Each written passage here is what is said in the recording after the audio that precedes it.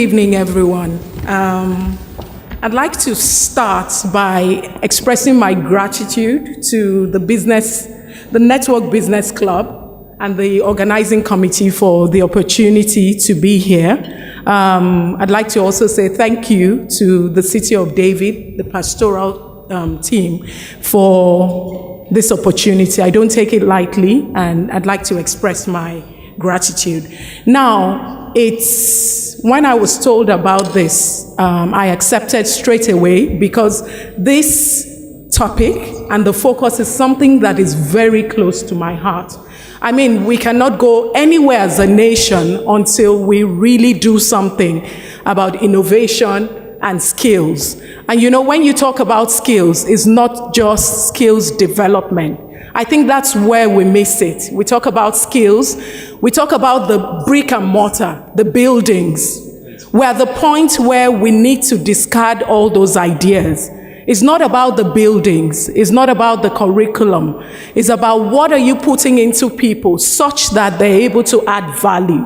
If you're not adding value, then it really doesn't matter what the knowledge you've gained is. I'll give an example of an engineer who's been taught in school, so he knows what metal is. But you know what? The engineer is not useful to anyone until he's able to transform that metal into something else, produce something from it, do something that is valuable. So this is an exciting thing for me to do, and I'm happy to be here. The focus of innovation and growth also, and skills for growth is really apt, given where we're at as a nation. This is something that we need to focus on. And unless we focus on it in a holistic manner, look at it, ensure that the various stakeholders that need to be involved are involved in solving this will be where we're at. Because, there are many things being done, but we've not seen this translate into reduction in poverty, reduction in unemployment, reduction in underemployment. So clearly, we're not doing the right things. And you know what they say about doing the same things? You don't get a different result. So we're at the time where we must do things differently. So the other thing also is that to properly dissect this would be here forever. So the 20 minutes that I have is not enough to necessarily answer the question. But we're here anyway, and we're going to do our best at making this as value-adding as possible. To do this, my outline is very simple. I'm going to paint a picture of the current state, where we're at now, so we're clear that we have a burning platform. Something is going on, and we need to do something now, actively. The second thing I will do is go through, just show us a few examples of what the skill gaps are and what the immediate requirements from industry are. And then we will look at what a comprehensive and integrated policy framework would look like. What would it involve? What is expected? I'll take an example from a market that I think has come full circle and is a market that we should look at if we're talking innovation and skills. And then we will conclude. So this, at the end of this session, I hope what I would have done is to sensitize us as to the need to move, the need to do something, the need to collaborate, and the need for government to be actively involved in this journey. So the current state, what does it look like? I mean, Sub-Saharan Africa is referred to as the youngest region today. We have a massive and a growing young population, and these are people under 25. You can imagine what we're talking about. These are restless people. These are people that want to make it like now, like let's make this happen now. And so we have this population that is massive. It's said that by 2013, this population or this sector of the population will be more than a quarter of the world's total population. In Nigeria, so let's bring it back home. In Nigeria, 62% of the population is under the age of 25. I mean, if you tell anybody that, what you'd be talking about is this represents a massive opportunity. It represents a massive opportunity to unlock huge potentials. It represents a massive opportunity to do something different in terms of industry, to build new skills. You would see that opportunity. But I beg to differ. If we do nothing about it, this is a potential time bomb that we're sitting on. In fact, people will tell you that it's already happening.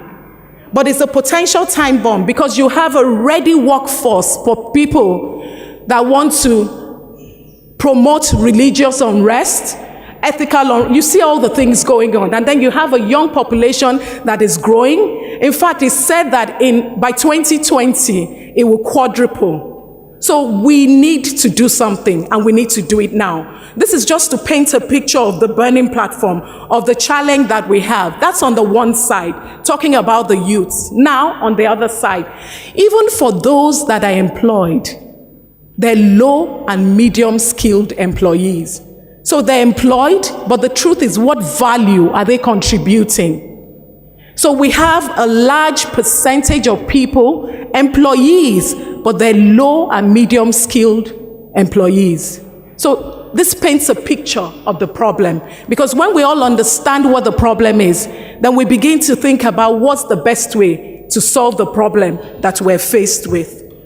The final thing, talking about this burning platform, there's a survey that the Manpower Group does on an annual basis. And when you look at the survey, it points to the fact that the hardest skills to find now, and this results has been happening for the past 5 years, is the skilled trades. So artisans, craftsmen, those are the most difficult to find. And then you have another group that speaks to people in engineering, technology. It's becoming more difficult to fill this space. There are needs there, but the people to fill this are just not there. So you get the CVs, right? You get many CVs, but are you able to identify who to employ? No, you're not. So that is the problem that we have. To achieve any sustainable growth, we have to provide individuals with access to education and training opportunities, which will ultimately provide employers with a pool of talent that will be suited for their needs. The other thing is that a low-skilled workforce just reduces labor productivity. They add no value, so there's no point having people that don't have the skills that you require. And it also will not help businesses flourish. It will not help the country attract any form of investment. So what would happen is the investment will go to countries where the skills are. So you see what it is? It's a cycle. And we need to address it at the various points for us to have a solution that will unlock this potential that is sitting there. Another thing that I'd like to note is the dearth of research and information. There's just no data. If we're talking skills gap, we have to know where the skills gaps are. But the truth is the information, it just isn't there. Doing research is not easy work. Nobody wants to do the research. Nobody wants to gather the data. If we don't gather the data, we have no insight. If you have no insight, you make no decisions. So you see where it is. We have these challenges on every front. The information isn't there. There's skills gap. We don't know what the gaps are because nobody is checking. And even when you're checking, it's not on a continuous basis. So research is something also that we need to look at. Then I'll go very quickly into the skills gap and the immediate requirements. Recall that the previous slide, we showed that the sectors or the areas that are most difficult to fill is the skills trade. And so from engaging the industry, there's certain industries that they're contributing to the GDP, but in terms of skills needs, they have a lot of needs. So if you take construction, manufacturing, healthcare, entertainment, some of these industries are industries that you will particularly maybe not pay attention to. But I'll take two examples. And you know, the recurring themes from engaging with the industry players, they talk about the obsolete curriculum that we're using. This curriculum does not address their needs. We've had it in the universities for years. Nobody is revising them, and we keep churning out graduates, training, pumping them with knowledge that is no longer relevant. And so every year we graduate, thousands of people graduate, but the truth is they're not employable. That is the situation that we're faced with now. And so we must deliberately address this. If you take construction, this is a big sector or big industry. It's said by 2020 it will be $12.7 trillion, and that it will grow. It would account for 14.6% of global GDP. Emerging markets will grow at a staggering 127% annually. But despite all these potentials, this industry is faced with a problem of lack of local skilled labor. Engaging the players here, they tell you, I would rather go to Ghana.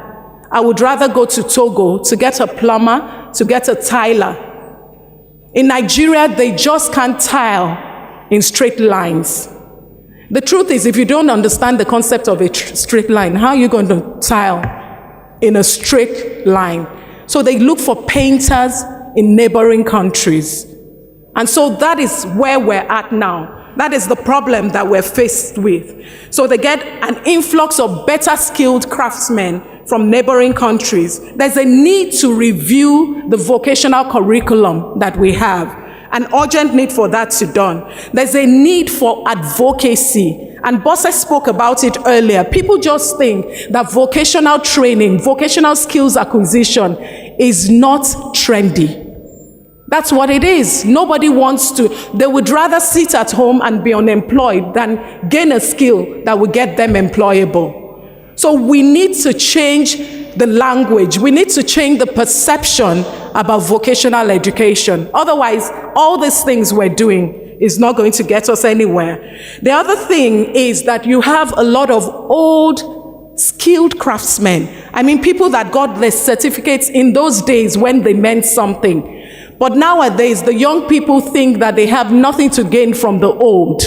The other thing is there's nothing to connect the young and the old. So you have this knowledge, these skills residing in the older people, but there's no connect. Something has to happen. We have to do something different there. And then, how do we build a database, a robust database of skilled craftsmen? Another thing about the craftsmen that we had is just even the attitude. Some of them are good. Most times when you have the good ones, their attitude is bad because they know that they're sought after, and there are not many of them like that. And so they don't deliver on time. You're not able, there's no recourse to the customer. But if we have a database where you are able to track how he did on the last job, and he knows that everybody is going to check him before he gets the next job, it would correct some of these behaviors. So there is a need for a robust database of the skilled craftsmen that we have. I also think the hospitality and tourism industry is one that we should look at. This is an industry that in 2021, 1 in 10 jobs will be from the hospitality industry. We would have about 324 million jobs, and it's projected that 53,000 jobs would have been created in Nigeria by the end of 2017, given the number of hotels that were coming up between 2014 and 2017. But there's a peculiarity to this industry. We're recycling the same people, not necessarily skilled, but when the desirable is not available, the available becomes the desirable. So you see someone that has been in this hotel, moves to the next hotel, is not necessarily the best, but that's what is available. So we need to address this. And, the hospitality and the tourism industry is one that is growing rapidly and that we need to look at. Now to look at the aspect of technology, engineering, IT, is going back to STEM. I mean, science, technology, engineering, and maths. Nobody wants to do that anymore because it's hard work. In schools, nobody wants to be an engineer. It's too hard. It's either we're doing the wrong thing because sometimes once the foundation is faulty, there's really nothing to build on. But if we're serious about growth, if we're serious about innovation, It is critical for the here, the now, and the future.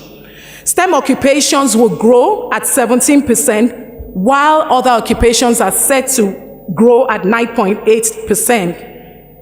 Now, we must commend the efforts of private sector, the tech hubs that are springing up, and all the various things that are happening. But they're happening in silos, and they're not scalable.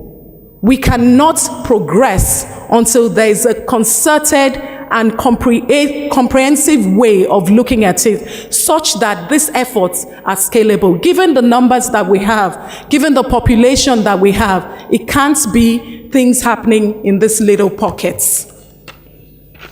I like the example of the Republic of Korea. I mean, they came out of the Korean War, the economy was in shambles, and they needed to do something. It was at the time where they were trying to build industries, and they saw that they could use vocational education as an economic driver. And so what did they do? They put in place a comprehensive framework for doing this, which involved government at all levels, industry, the educational institution, and research was key. And so with this, it was clear to them what the skills gaps were. And at every point in time, industry was feeding back the educational institution as to what their requirements were. So that was used to change what was being taught to the students. So it wasn't static. It was something that was done on an ongoing basis. They also saw that the specialized training centers that they had old curriculum. It wasn't producing what they wanted. So they established these schools that were called Meister schools. In German, I understand that means a skilled craftsman. And so these schools, and they also changed the story about vocational education and encouraged people to go to the school. And the beauty of it was industry was waiting for those people to graduate. Over 90% of people that came out of the Meister schools had jobs waiting for them because the industry knew what had been put into them, and so they were waiting for them. The reason also why I like the example of Korea is that they have come full circle. So if you look at it now, people will tell you Korea is not a good example because then they went out of that, it became a knowledge economy, and so they forgot about the vocational school. So if you have an example where they've been there, done that, made the mistakes, then we should study them and learn from their examples and take the things that they've learned. My understanding of what South Korea did is that this has to be done on an ongoing basis. As we move across the phase and the development phase of the economy, the skills that will be required will be different. And so we begin to change how we provide those skills. So that is the Korean example. And, they just used skills development, the vocational education to diversify the economy and to just jumpstart the economy. So what must we do? We really need to have a comprehensive and integrated policy framework. And this framework will not only develop skills. It's good to develop the skills, but we need to define how we're going to effectively use those skills. So we develop the skills, we define how we will effectively use those skills, and then we encourage the private sector to invest in the skills. Working together and doing this on a multi-dimensional, multi-level, and multi-stakeholder basis will help us achieve transformational results. This is what must be done. Government must be involved at all levels, industry, education, and research. That is what we must do.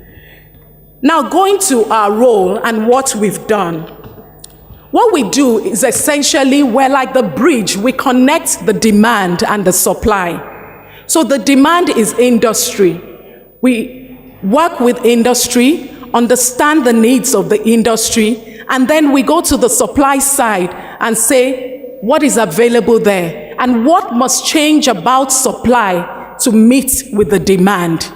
Now, what happens most times when people come up with all the skills training is that they just churn out these people and there's nowhere they're going because you've not thought about the placements. So what we're doing is thinking about and working with industry to define the placement, to define the requirements such that once these people graduate, there's ready work for them. So we essentially we are the bridge, building the bridge between the demand and the supply, ensuring that on an ongoing basis, there's clarity as to what the demand is, and on an ongoing basis, supply is being driven to fill this demand. The other thing also is that we look at the individual across the pathway of the individual. So you take a child, what are the fundamental skills that a child must have? You know, you see the curriculum in school. It doesn't teach the child to be ready for life. You take a child that has been in an estate all the time, and then he has to go camping. He doesn't even know how to start. He doesn't know anything about first aid. He knows nothing about survival, life. So that's taking the individual from being a child, being ready for life, and then looking at the individual at the next stage. When the individual is in secondary school, should this person now go into vocational training or go to a university? What should this person learn? So we develop solutions across that line to ensure that we're marking demand to supply. And then even when the individual now has employment in the corporate world, there is ongoing learning that is required. So the other thing also is ensuring that we work in a way that we work with government. So for example, in Kenya, what we've done is work with the regional government to define what the needs are. And so every region is now coming up with their own way of doing things. And it's becoming, you know, because it's been done somewhere before, it's been successful, rolling it out is now an easy thing to do. In Nigeria, it is evident that what we have to do is change the way that we've been doing things.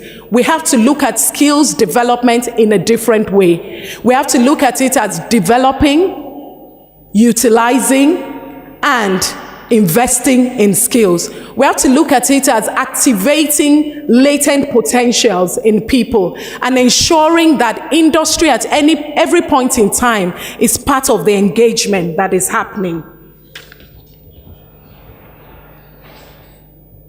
I think it's important to also talk a little about innovation. I mean, most people, when you talk innovation, they expect that you're coming up with something that has never been seen before. To my mind, innovation is improving, doing things a different way, being discontent with something that is not going well and finding a way to do it better. And innovation is across, at all levels, in your offices, everywhere. That is where innovation happens. And so even for skills development, we must be innovative about how we do it. If you take the example in Kenya, what they've done is construction sites. So a construction site or a construction company needs a certain type of skills or needs certain type of skills. They put a container next to the construction site, get people into that, teach them a bit of theory. They spend 70% of the time on the site. By the time these people are finished, they're ready to be part of your workforce. Now, LSCTF and UNDP, with the program, the LSESP program, is sort of replicating or doing this in Nigeria. By the end of the year or early next year, there'll be 10,000 youths that have been trained. The beauty of the program is that they would also have been placed. So we expect that most of them will also have jobs because it's the industry that has defined the skills that it requires. And these skills has been fed into the curriculum that is being used to train the people. So, you know, the discussion about skills and innovation and developing and activating and utilizing it is one that can go on for a long time. My job here is just to sensitize us and to say that we are sitting on a potential time bomb if we do not put together all the different and disparate efforts that we're putting into this. So people are doing things, but is it scalable? Until it is scalable, then the effects to jumpstart productivity is not going to happen. Finally, I'm going to leave us with a quote like Bosse did. Our future growth relies on competitiveness and innovation, skills and productivity. And this, in turn, rely on the education of our people. Thank you.